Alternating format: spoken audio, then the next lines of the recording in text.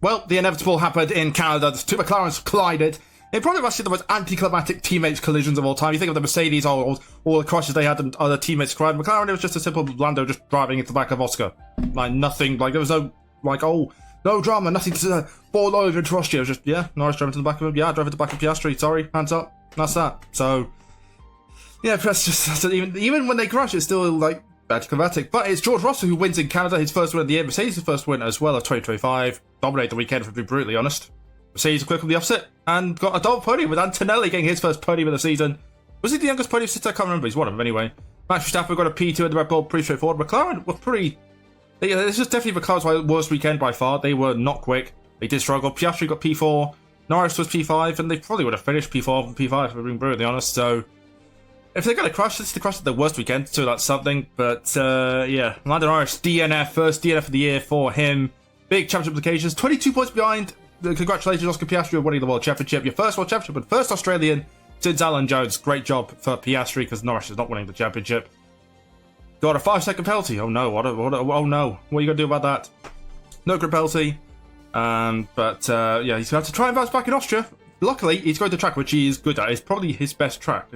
Outside of Imola, Austria is his best track. So Norris, I'm expecting big things in Austria from Norris. Ferrari, they were just there. Leclerc finished P5. Hamilton with all sorts of issues. Killed the groundhog. His brakes were giving up. Still finished P6. Alonso, great points for him in the Aston Martin. Did a fantastic weekend. Hulk, they get the points again for Sauber. Back to back. Who would have thought that? Ocon in Haas's 200 race, in the most quiet 200 race you'll ever see. I don't think I saw the special livery once. Finished 9th. And Carlos Sainz gets a point for Williams. His qualifying was run by Hadjar. I guess you got... Come on. I guess Hadjar did get carbon because he had a horrible race. He had Lawson and Albon retired with issues. I mean, Albon was in the air on the grass. I mean, no wonder his engine was done. He slid on the ground with the grass. So no wonder his engine was cooked. Lawson was just there. Colapinto gets a lot of stick. Absolutely destroyed Gasly this weekend. Cooked him all weekend. As a weekend, he needed no points, but a performance well needed for Colapinto. But have I missed anyone? No one really. George Russell winning. It was for Canada a pretty dead Canadian Grand Prix. For 55 laps, it was awful. Last 50 laps, it cooked at least with Norris catching Piastri. But yeah, it ends up with the Super McLarens colliding in the most boring teammate collision of all time.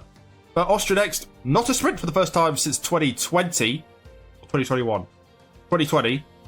So a normal Austrian weekend. Will things restore? Will normal order restore when McLaren dominating? Or is this the start of the McLaren downfall? We'll find out in Austria.